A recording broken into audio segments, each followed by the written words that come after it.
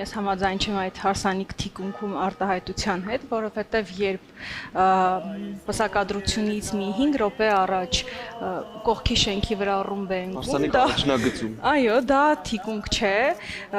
շատերը այդ օրերի մտածում էին, որ դա շոու է, դա բեմադրված է եւ այլն, նույնիսկ մարդիկ կային, որ մտածում էին, որ մենք արդեն իսկ ամուսնացել ենք, բայց ասեմ, որ մեր ամուսնության օրը արդեն իսկ մենք որոշել ենք մինչև պատերազմը բնականաբար եւ հոկտեմբերի 24-ը մեր ծանոթության օրն էր ու ուզում ենք, որ հենց այդ օրն էլ ամուսնանայինք, բայց երբ արդեն պատերազմը գնալով երկարում էր, այդ պահին անընդհատ խոսում էի, միթե մինչև 24-ը ավարտված չի լինի արդեն ու երբ արդեն եկավ հոկտեմբերի 19-20 այդ օրերին հազիվ կարողանում ենք զանգել իրար, բայց որ հարցնում էի Հովիկ ինչ ենք անելու, դե ամուսնանալու ենք ու այնքան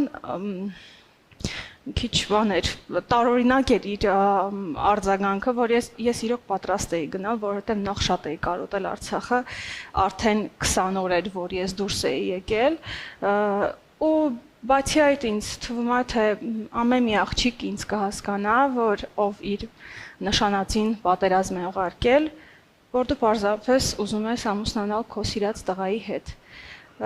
Եվ փառք Աստծո, որ այդ պահին մեր լավ ընկեր Արամ Ամելիքյան օգնեց ինձ, այսպես ասած տարավ ինձ Արցախ եւ ես երբեք չէի պատկերացնի, որ դա կլիներ Շուշիում վերջին պսակադրությունը, բայց այդ պահին մենք զուտ ուզում ենք ասել, որ սերը ավելի ուժեղ է ցանկացած պատերազմից եւ պատերազմից հետո շատ ցավոտ էր, երբ նշում են այդ վերջին զույգը ու մինչև հիմա էլ որ տեսնում են մեզ փողոցներում ասում են դուք վերջինն էիք, այդ վերջինը շատ դժվար է մարսվում եւ ուզում եմ որ վերջինը չլինենք։ Մարիամը շատ թեթև պատմեց այդ պատմությունը, իրականում ինքը շատ էքստրեմալ պատմություն է, ոչ մեկը չէր ողջունում Մարիամի ու Հովիկի կայացրած այս որոշումը, նախ պարզ չէր, թե առաջնագծից Հովիկն ինչպես է հասնելու Շուշի, եւ երկրորդ պարզ չէր, թե այդ ծանր օրերին Մարիամը այստեղից ոնց է հասնելու այնտեղ, ու երբ Մարիամը իր մամային ասեց, որ վերջ որոշել եմ գնում եմ, ասեց ոնց ես գնում, ով է քեզ տանում, ասեց Արամը, ասեց այն խախի գլուխը տանում ես ու տես ոնց թե գնում ես, բայց ես այն